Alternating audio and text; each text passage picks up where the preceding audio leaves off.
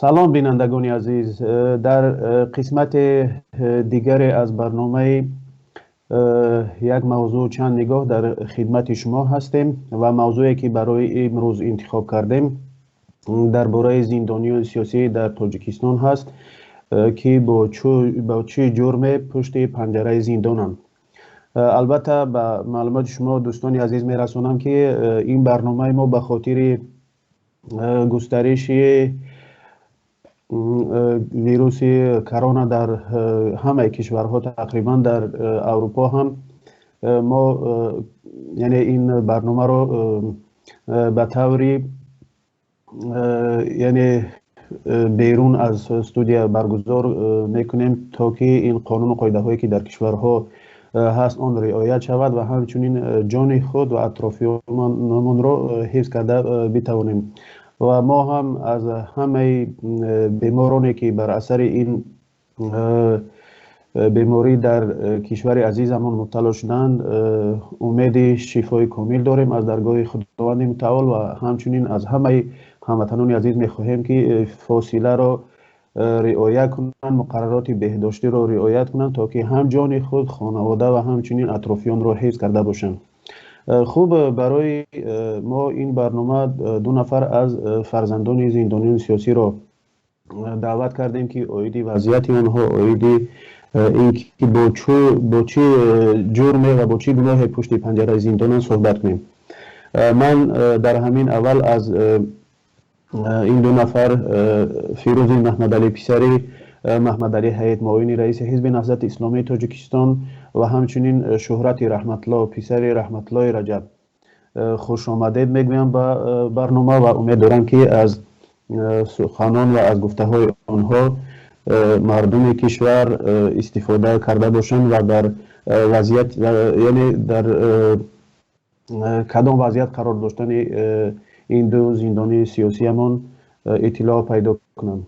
خب، در همین اول من میخواستم یک بار دیگر به همه هموطنان و ملت عزیز و همچنین یاران و دوستان یکی محمد علی حیات که چند روز قبل از روزشون بودن تبریک کنم و از درگاه خداوند متعال تمنا میکنم که هر چیز زودتر ایشان به آغوش خانواده و یار و دوستان برگردند و از پشت پنجره زندان آزاد شوند. و در همین اول هم میخواستم از فیروز محمد علی پسر محمد علی حیات بپرسم که آخرین معلوماتتون اویدی وضعیت سلامتی و حال پدرتون چی هست؟ در چی وضعیتی هستند؟ آیا شما از وضعیت سلامتیشون خبر دارید؟ فیروز جان.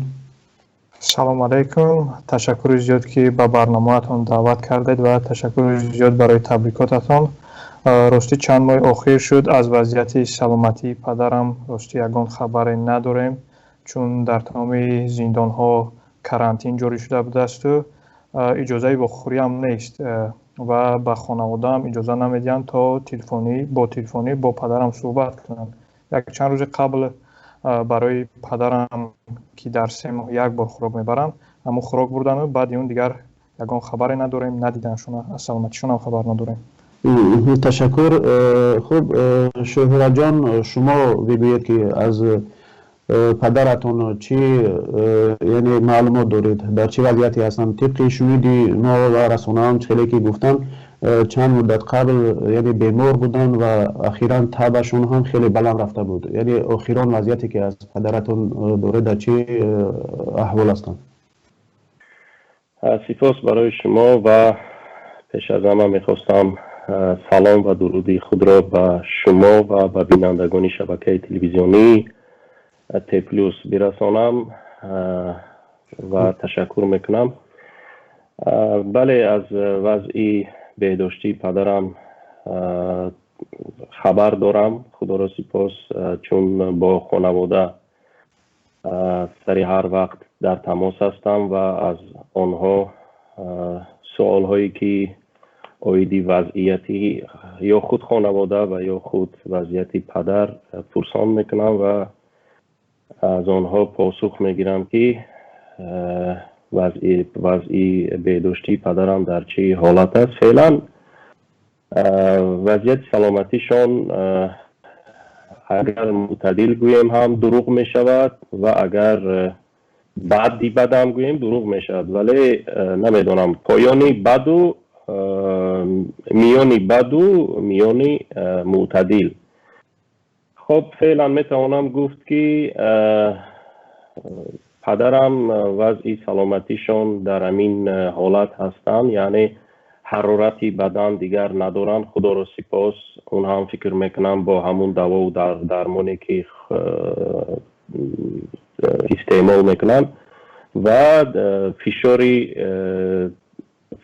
فشاری خونی داشتن که اونم فعلا معتدل است، تنها یک فعلا گرده هایش اذیتشان میدهد و همون ادنومیا شده بودن. اخیراً اگر در رسانه ها خوانده باشه پدرم بعد از گرفتاری کووید 19 که اثر گذاشت به ایشان و ایشان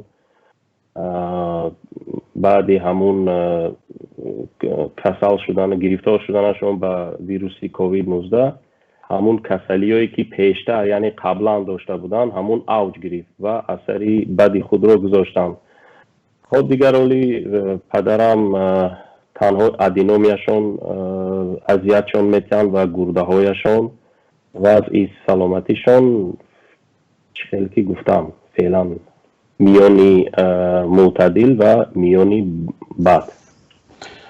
تشکر برای معلوماتتون. از خداوند بزرگ میخواهیم که هر چیز زودتر به زندانیان ما شفای کامل عطا کند، از جمله آقای رحمت الله رجب و همچنین در پناه خودش اونها رو خودش حفظ کند. خب میگذاریم به سوال بعدی. فیروز جان شما بگویید که پدر شما یعنی البته در درون ناخونه چه گناهی کرده بود که برای حکومت تاجیکستان گویا شخص خطرناک است و او را یعنی به مدتی تا آخر عمر پشت پنجره زندان شناندند؟ اولا گفتنیم که پدری من یگان گناهی نکرده است و او برای گفتن سخن حق روانه زندان شده است.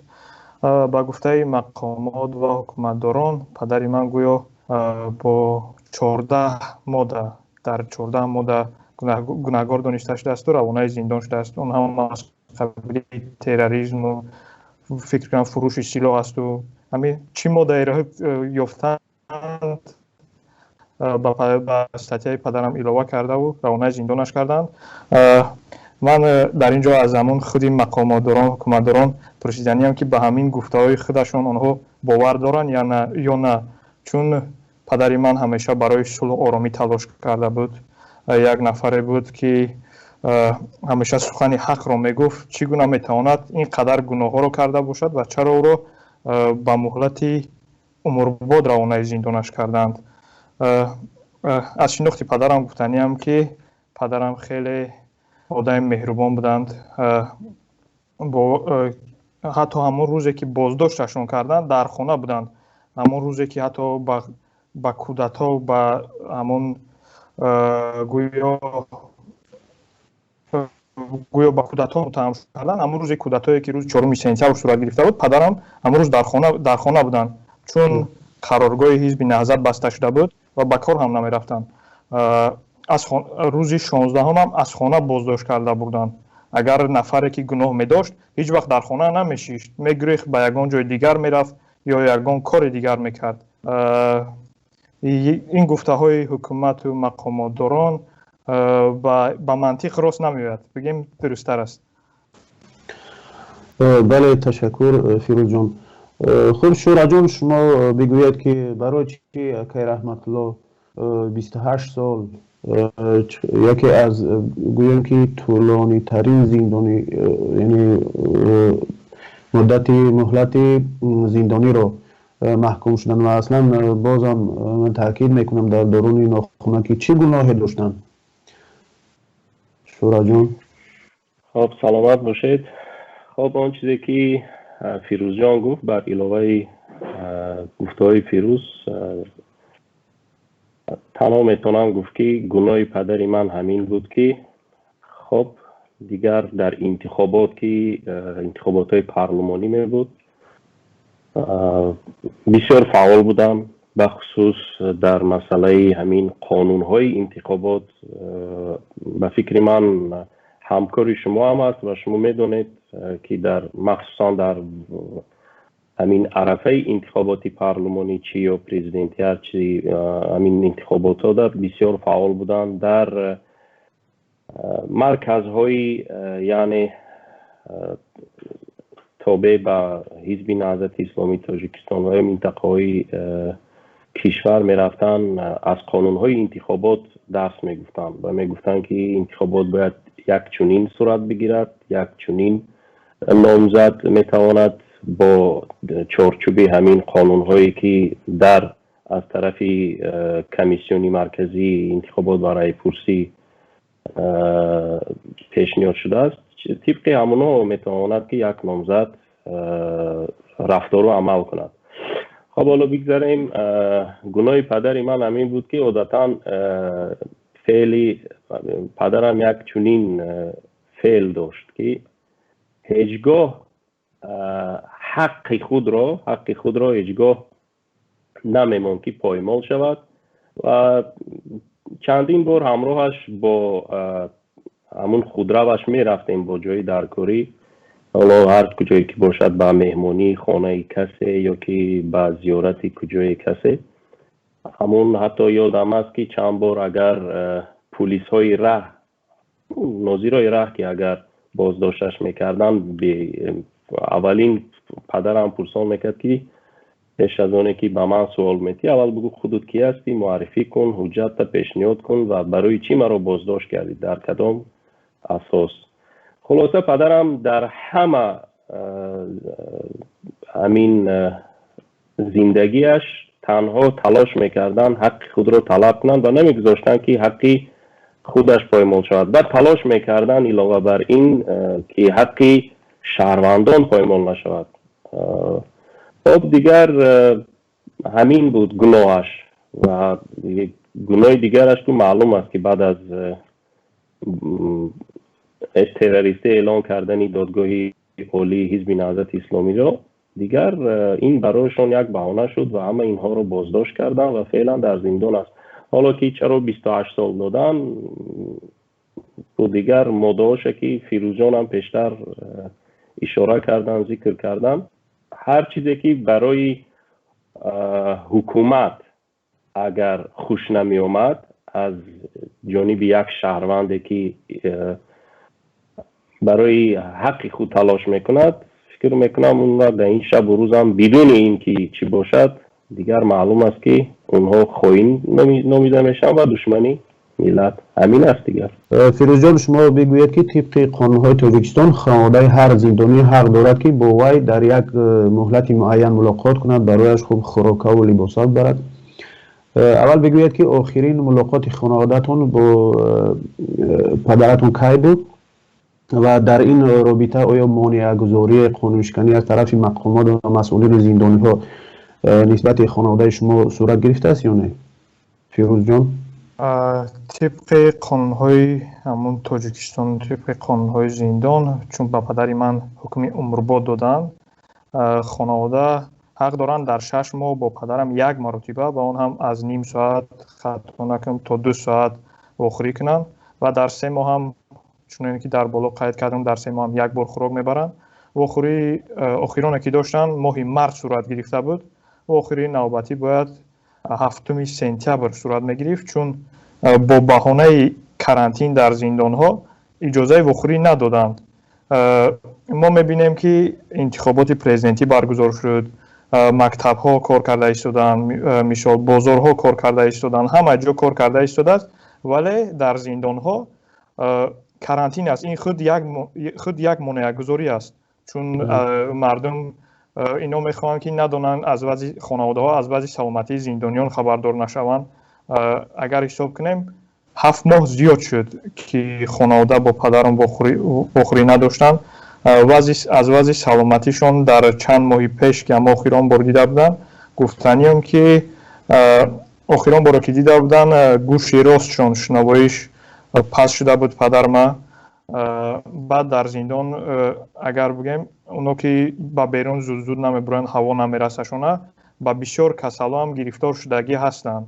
حاضر این مقامات زندان ها میگوین که ما تمامی توابط را میکنیم. این فکر کنم به همه دارو دسترسی نیست، چون همین در آخران باره که به پدرم خوراکه بردن از همون جمله داروهاشون هم بردن. نمیتونم گفت که وضعیت سلامتیشون چگونه است، چون دیگر خبری ندارم. و بعد چند پیش هم مادرم به رئیس زندان ها منصور جان عمرف نامه نوشته بود تا در این وضعیت کرانتینه که همه خانواده از وضع سلامتی خانواده‌هاشون زندانیاشون خاطرند و به کسری گرفتار نشده باشن، اقلا حداقل یک بار اجازه صحبت تلفنی بتیم که با اونم اجازه جوابی رد دادن. گفتن به نفرانی که حکم ابد گرفتن اجازه صحبت تلفنی نیست، همون در 6 ماه یک بار دیدن میتونن. فکر کنم این یک چه بگم نادیدانه است. اگر از وضع خانوادت خبردار نباشی خیلی بد است. تشکر. خب شورا جان، شما بگویید که شما چی گفتنی در این باره؟ آیا ملاقات ها یعنی طبق قانون صورت میگیرن؟ آیا مانع‌گذاری صورت گرفته است یا نه شورا جان؟ خب ببینید، چیزی که فیروز جان گفتن تنها میخوام علاوه کنم، چون وضعیت حکمی ابد و وضعیت غیر حکمی ابد خیلی فرق دارد. خب این با خودی مقامات میدوند و خودی حقوق شناسان بهتر میدونند. ولی من در این رابطه چی گفتنی هستم؟ در این رابطه می شود که از خودی یک خانواده، یعنی خانواده که زندانی دارد و خیش و تباری همون خانواده، حالا مثلا میتواند فرزندش باشد، زوجش باشد، حالا هر کسی که باشد. تقریبا در این رابطه من چنین گفتم میتونم که همین مانع‌گذاری یعنی 3 سال پیش بود.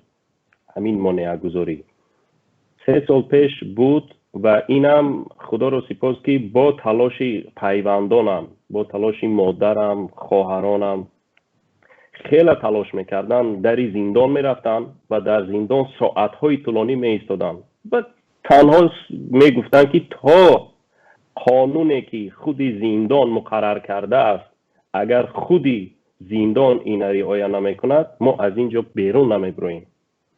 یعنی تلاش میکردن تا به آخر ایستادگی میکردن و طلب میکردن که چرا در قانونهای مقرر شده خود زندان آمده است که باید زندانی برای زندان، یعنی برای زنگ زدن به خانوادهش یا که احوالش یک گزارشی کوچک بتد مانع نشوید. یعنی باید زندان طبق مقرراتی که در زندان است باید برای هر یک زندانی اجازه زنگ بتید، اجازه تماس با پیوندانش بتید و اجازه دیدار در همون ماهایی که آنها مقرر کردند. و تقریبا حالا میتونم گفت که تقریبا 5 ماه است یا 6 ماه، ولی رسا گفتن نمیتونم چون قرنطینه هم که در قبلا شروع شد که باید پدرم را میدیدم، یعنی دیداری از نزدیک میکردم که متاسفانه این وبای سال یعنی پاندمی باعث شد که بعضی قانون و قاعده های زندان اینم بهانه است، البته اینم بهانه است، با همین بهانه یک طرز گویا که کرونا ویروس است بعضی قانون ها بعضی مقررات ایواز شده است. حالا در حالی که بیرون از زندان، یعنی این قانون تنها در داخل زندان رعایت باید شود ولی بیرون از این نباید شود. خب دیگر من نمیخوام که از موضوع بیرون شیم، چون به همه معلوم است که کرانتین در تمامی سرتاسر کشور حالا از منصبداران بگیر تا پایین بعد طرزی ضروری اجرا نمیشد، ولی در زندان باید اجرا شود. زندان باید اجرا شود. نفری که باید در هفته 2-3 مرتبه زنگ بزند یک زندانی به خانواده‌اش، اون اجازه نمیتن، یعنی محدود کردگیان.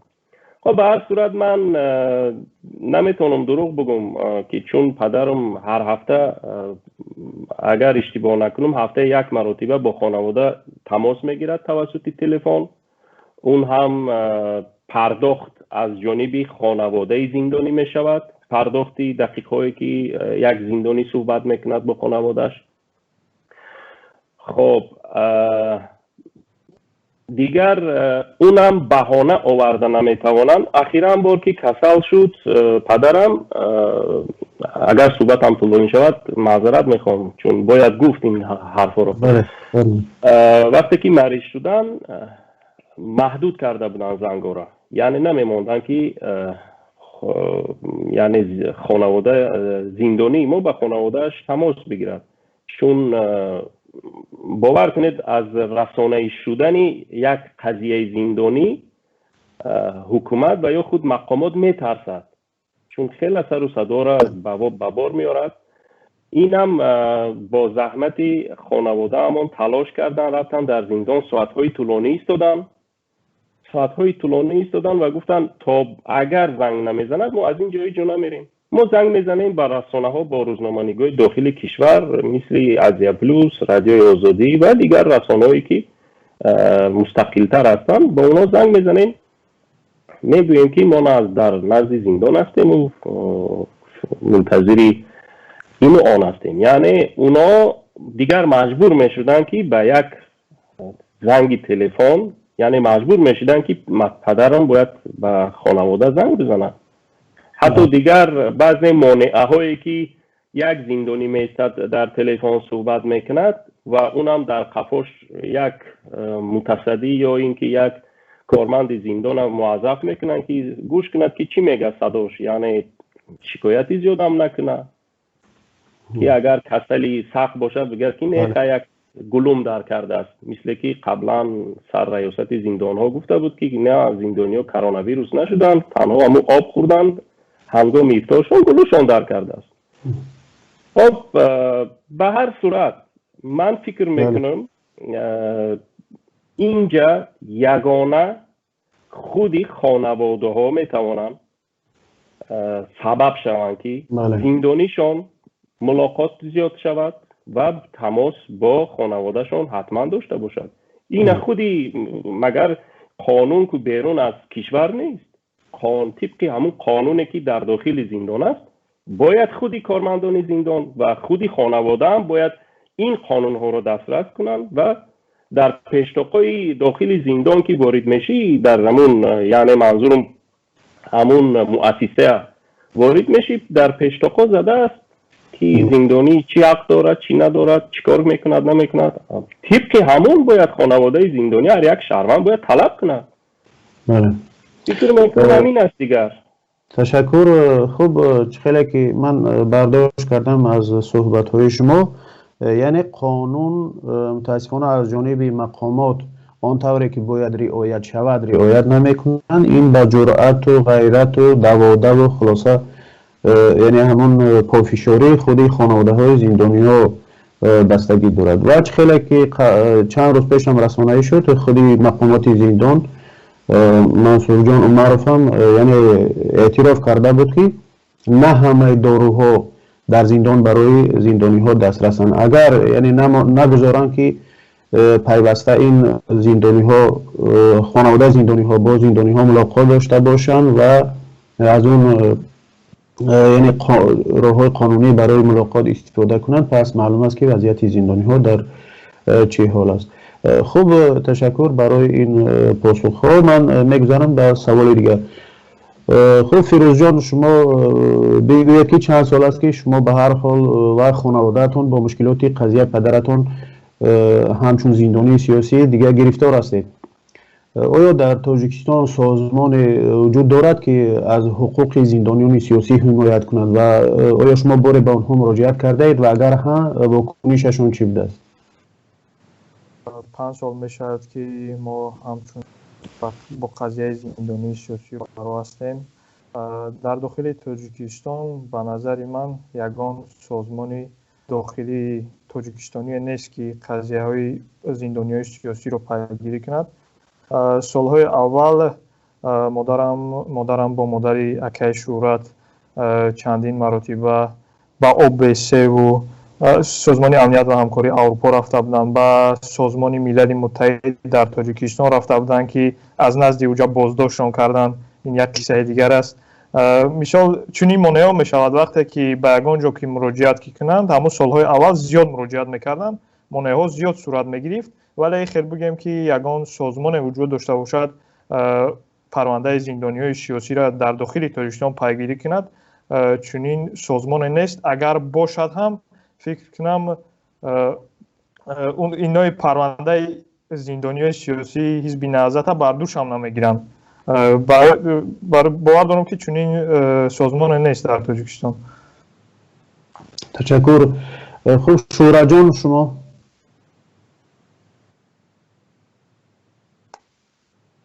شورا جان عذر باشد.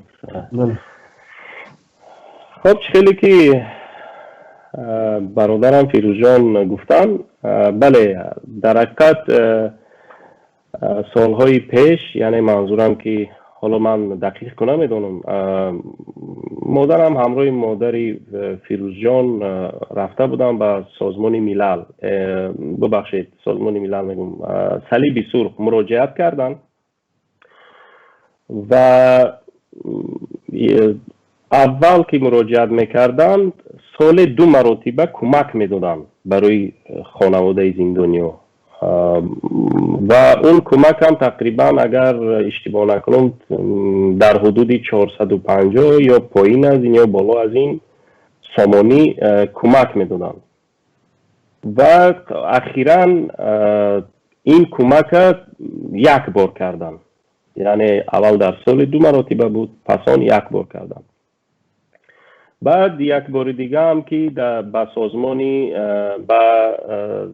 سازمان امنیت و همکاری اروپا در داخل کشور مراجعت کردن که علاقه اون سازمان اگر یادتان باشد یک گروه از نمیدونم از اوانگارد بود، همه را جمع کردن رفتن دروازه اونا را زدن.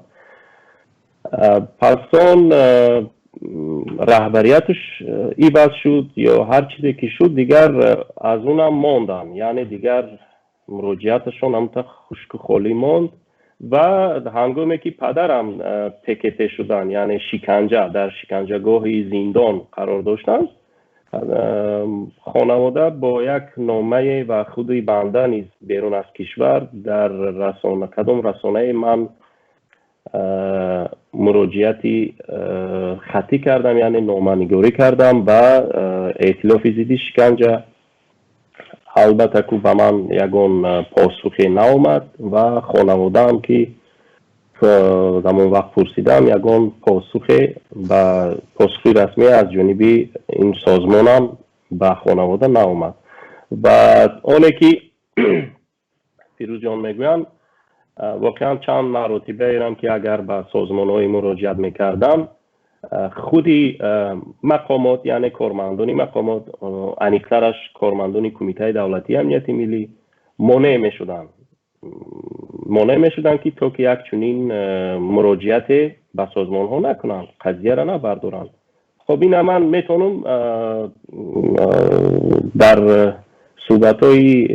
در رفتی صحبت با اگر وقت شود با مفصلتر شرح میتونم که اونم بسیار بازداشتشان کردن و جریمه کردن و مقامات گویا بر اساس میده اوباشی اینها را 60 سامانی بود یا حدودی 150 تا 150 جریمه کردن، یعنی سبب این که اینا مراجعت کردن به کدام سازمانی. حالا چی گونه مراجعت کردن؟ شاید زن هستن و احساسی شده باشن، حالا که نشده باشن، خب دیگر خانواده شون است بیگناه به جرم زندان کردن و نمیمونن که باز یک خانواده برود کدام سازمانی را مراجعت کنه که تا که به داد اونا برسه. خب دیگر در حدود 150 یا 60 سامانی جریمه کردن. فکر کنم دیگر خانواده را نیست جریمه کردن. یعنی ببینید جریمه هم چی گونه است.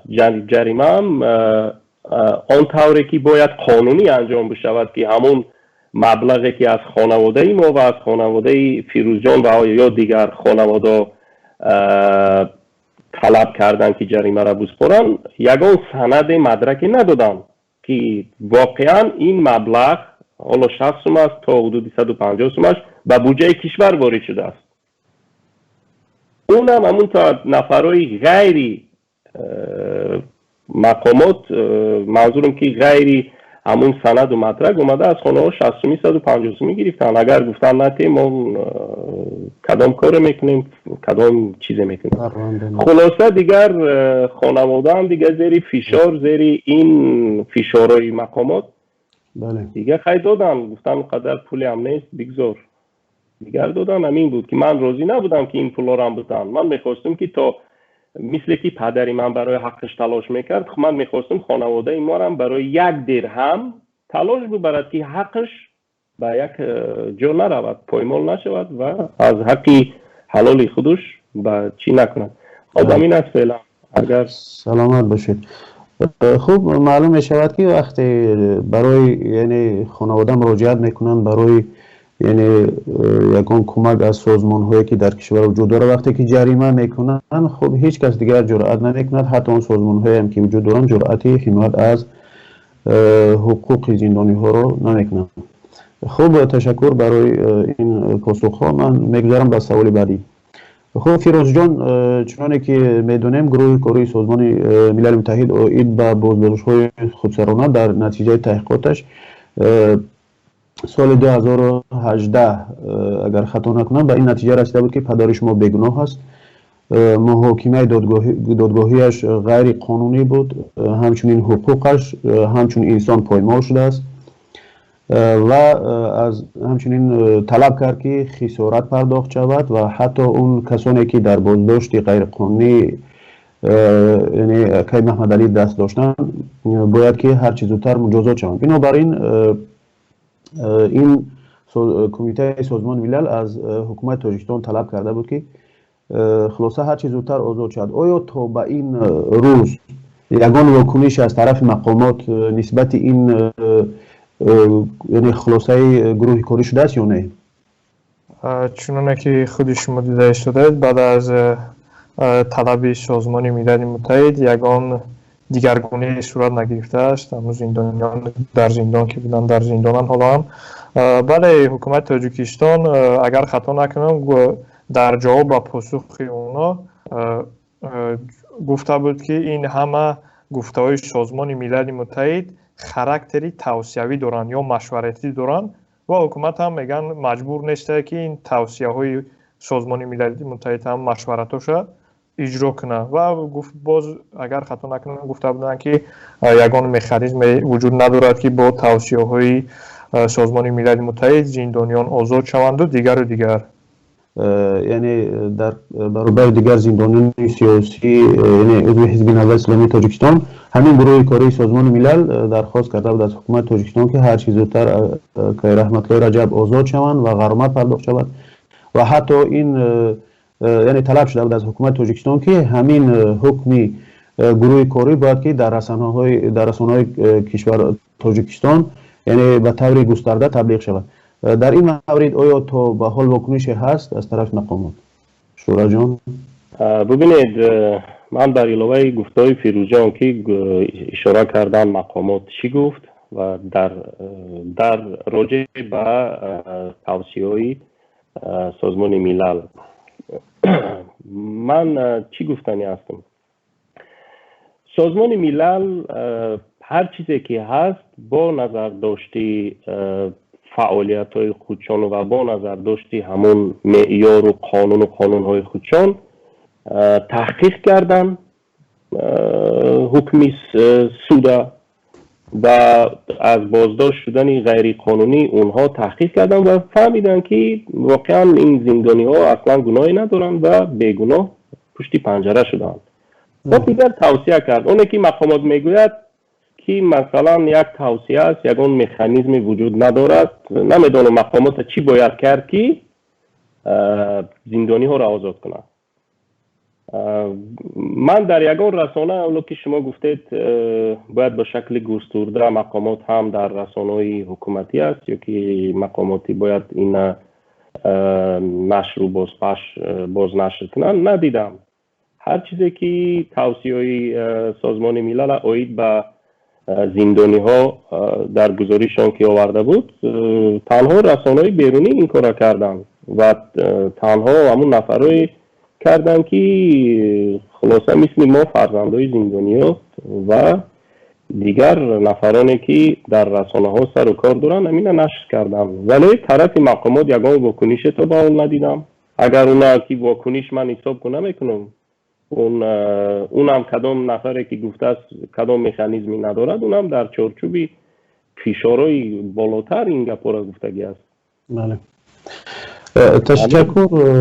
تشکر از این پاسخ. واقعا یعنی درست است که مقامات تاجیکستان برای رعایت این طلبات سازمان ملل میگریزند، ولی حتما پیامدهای سنگینه برای حکومت تاجیکستان خواهد داشت. ما تا حاضر میبینیم که حکومت تاجیکستان و این اعمالش همیشه در یعنی ردبندی کشورها از نظر هم آزادی بیان، حقوق بشر و دیگر در پایین ترین درجه هست و اینها حتما در کمک های سازمان ملل، اینکه تاجیکستان همچون یک عضوی یعنی کامل حقوقی البته سازمان ملل است، حتما این یعنی اجرا نکردن طلبات سازمان ملل حتما به ایمیج کشور، به آینده کشور ضرری کلان خواهد داشت. حتما اینها به پاسخ نمیمانند و اقدامات بعدی هم صورت خواهند گرفت. البته تشکر برای شما برای این پاسخ و میخواهم در آخر بپرسم که آیا به نظر شما برای آزادی زندانیان سیاسی تنها به تحقیقات و خلاصه های یعنی سازمان های حقوق بشری باید بسنده کرد یا که تلاش های یعنی داخلی، تلاش های جامعه شهروندی و تلاش های شخصی خانوادگی لازم است؟ بفرمایید فیروز جان شما.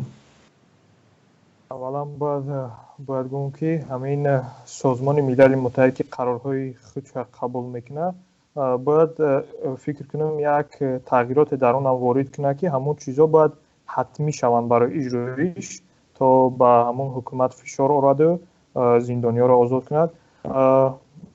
بله باز می شود تلاش های کردن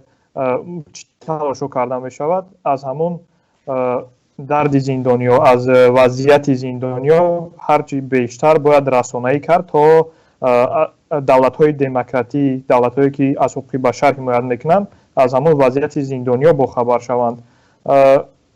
بعد باید قید کرد که جامعه شهروندی هم باید کار کنند. نمیدونم همین که نزدیکان ما زندانی هستند، یگان واکنش از جامعه شهروندی داخل غیر نزدیکاشون من ندیدم. فکر کنم این چی سبب دارد؟ چون دردی زندانی‌ها دردی دیگر مردم نشد. به نظر من همین دردی زندانی‌ها دردی نزدیکای خودشون نشده. میشه تلاش نکردن بعضی از زندانی‌ها که همون وضعیت زندانی‌های خودشون رسانه‌ای کنن. اگر هر یک زندانی نزدیکاش وضعیت خانواده زندانی خود رسانه‌ای کند، بگه که زندانی ما در همین شرایط قرار دارد و بگناه روانه زندان شده است، فکر کنم کار رنگ دیگر میگیرد و آزادی زندانیان هم نزدیک می شود. تشکر. شورا جان نظر شما؟ خب کمتر اگر طولانی هم شود ولی باید گفت. ببینید من یاد دارم وقتی که بعد از 1 سال بازداشت کردن پدرم رو خانواده هم می رفتن، تنها اونو رو هم به کشاکش می انداختن، به مقامات دعوت می کردن، به امنیت دعوت می کردن، حالا که در سیزو قرار داشتن و اونم بعد از 1 سال بعد از سیزو به زندان بودن. خب دیگر خانواده را که دعوت میکردن میبردن میآوردن خانه میوارید میشدن، هر چیزی که کتاب نمیدونم هر کتابای خانه دا که هست از حدیث و از قرآن و از دیگر کتابای فقهی اونا را تگوتار میکردن. خلاصه سالهای اول خیلی برای پیوندان زندانی وزمین بود و اینا من فکر میکنم که اینا با قصدانه میکردن. یعنی حکومت همون چی میگم، همون فشار بالای خانواده زندانیا با همین شکل اصول می آوردن. یعنی تا زندانی، یعنی تا خانواده زندانی نتواند مراجعت کند و حتی همین خیل کند که میبخشید من شما را یک شپاتی میزنم، شما زنوب تانگین و گوید که میبخشید شما مرا شپاتی زدید. یعنی همین حکومت با همین شکل اصول بالای خانواده زندانیا چنین فشار می آوردن. یادم است یکی از کارمندان همون امنیت میگفت با خانواده با خود مادرم گفت که شما اینقدر تلاش میکنید دو میکنید فایده‌تون نداره، مردم اینا را از خاطر میبرن. ببینید یعنی با همین شکل اصول مناسبت میکردن، ولی واقعا گپشان درست بود. 5 سال گذشت هیچ کاری نشده. یعنی نه از زندانیای ما کدام سالش کم شده، نه کسی را آزاد کردن. اونم که آزاد کردن نمیدونم شرط و شروطهای خود چه دارن نفرایش که آزاد کردن، ولی مخصوص همون خانوادهایی که فکر میکنم که گب نگیرن، زندانیایی که گب نگیرن، اونا را هیچ نه کار سبوکی کردن نه هیچ. من هم همین فکر میکنم که خودی مقامات به خصوص همین کمیته امنیت تلاش میکرد که هر یک خانواده یگان جا مراجعت نکنه، همین قضیه را به فراموشی بسپارد و قبول کند که شوهرش یا برادرش یا نمیدونم فرزندش گناه کرده است در اساسی همون سودهایی که پشتی درای بسته گذاشت. و واقعا مردم هم خانواده زندانی هم همین چیز قبول کردن و بجز 2-3 خانواده برای زندانیش تلاش کرد و میکند. دیگر کسی پروای زندانیش نداره. من نمیدونم شاید این فضا به خاطر اقتصادیشون باشه، به خاطری نمیدونم، ولی همین قدر گفتم میتونم که حکومت فشار می آورد و تا به این روز هم میاره و میترسونه که هیچ یک زندانی خانوادهش در کجای مراجعت چی نکنه. خب اخیراً پدرم در زندان بود، میخواست به پرزیدنت کشور و دادگاه عالی یک نامه بنویسه. انیقترش نوشت سال 2019 و اون نامه حتی از داخل زندان بیرون برآمدگی نیست. تا به این روز بیرون نبرآمده است و اخیراً خودی پدرم توسط خانواده‌ام طلب کردن که برای من همون 100 صحیفه حکم سود برام دسترس کنین تا که من از بالای همون حکم مراجعت کنم، مراجعتی شهروندی میکنم، حق شهروندی ما ادا کنم و به پرزیدنت و به دادگاه مراجعت کنم که مقصد این در کدام اساس چون این حکم برآمد و این چی است و چی گپ نیست. دیگه همون حکم هم نبرآمد و حتی 100 صحیفه حکم میره که خواهرم پشت رو در یک چاپخانه داخل کشور چاپ کردن بردن به زندان در داخل کامبر کردن، اون هم به دستش نرساندن و بالاخره همین بهانه کسلی شدنش دیگر این قضیه هم تا خواب رفت. ولی ما باید اینا تلاش کنیم. وقتی که زندانی در داخل زندان، یک زندانی در داخل زندان زحمت میکشد، تلاش میکند برای حق خودش، ما که در آزادیم چرا؟ من حیران میشم از بعضی خانواده ها که چرا در بیرون هستن، در آزادی هستن، برای حق شوهرش یا که برای حق فرزندش یا برادرش که در زندان است، بیگناه زندان شده است، تلاش نمیکند. باید تلاش کند. شما اگر تصور کنید سالهای پیش اگر همین پیوندان زندانی ها اگر همگی جمع میشدن، نزدی این مقامات میرفتن، نزدی آن مقامات میرفتن، بالاخره نزدی دستگاه پرزیدنت میرفتن، میگفتن که شما شوهرای ما رو بدون هیچ جرم زندانی کردید، حداقل نماندید، همون حکم سود پشت درهای بسته گذاشت.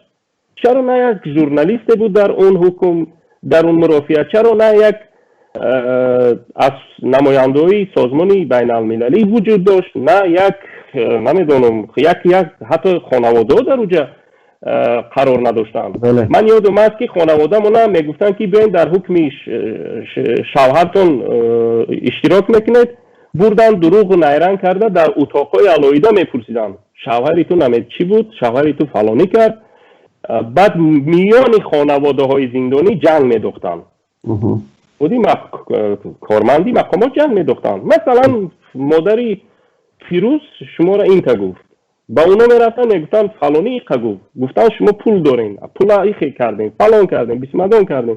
هزارها گپایی را میگفتن که خانواده های زندانی دیگر زیر همون تأثیری فشار مقامات دیگر فکر میکنن تلاش نمیکردن. ولی نباید این خیل کرد.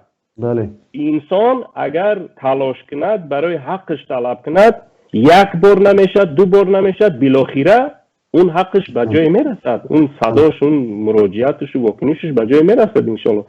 به همین خاطر من فکر میکنم که این توصیه های سازمان ملل و دیگر توصیه ها پیش از همه تشکرشان میکنم که واقعا تحقیق کردن و این یگانه سازمان های جرأت دارن که دست به چنین کار میزنن و از گروهی کاری سازمان ملل متحد تشکر میکنم که واقعا زحمت کشیدن، تحقیق کردن و پدرای ما را بیگناه برآوردن که دیگر یگان سازمان های داخلی این کار نمیکند و جرأت ندارد. به همین خاطر من فکر میکنم که ما در نظر داشته همین گزارش ها، یعنی همین پرونده‌ای که در سازمان ملل رفت، باید تلاش ما بیشتر باشد. تلاش ما خانواده بیشتر باشد. حداقل هم خانواده اگر حساب کنید هر یک خانواده زندانی تقریبا 5-6 نفر اعضا دارد. تقریبا کم به حساب میانه 5-6 نفر اعضا دارن. اگر همه این خانواده جمع شوند طلب کنن که زندانیشون آزاد کنن، من مطمئن هستم که زندانیشون آزاد میکنن. حتما. تشکر. تشکر برای پاسخ‌ها و شرکت در برنامه هم از فیروز جان و شورا جان. دوستان عزیز، با همین برنامه ما به پایان رسید. با امیدی آزادی هرچی زودتر زندانیان سیاسی و با امیدی فعال شدنی هم جامعه شهروندی. البته خبر داریم که تلاش های برنامه‌ای و خوبی برای یعنی قدم های بعدی برای زندانیان سیاسی گذاشته شده است و امید داریم که هرچی زودتر این قدم ها نتیجه خود را خواهند داد. و یک بار دیگر من از همه بینندگان محترم عذر میپرسم که این برنامه ما شاید که به خاطر یعنی در یعنی بگیم که در استودیو نبودن شاید بعضی مشکلات داشت. با همین هم شما را به خداوند بزرگ میسپارم. خداوند یار و مددگار همه شما. شما هم تشکر که ما را دعوت کردین در این برنامه تون. تشکر زیاد. تشکر. خداوند نگهبانتون.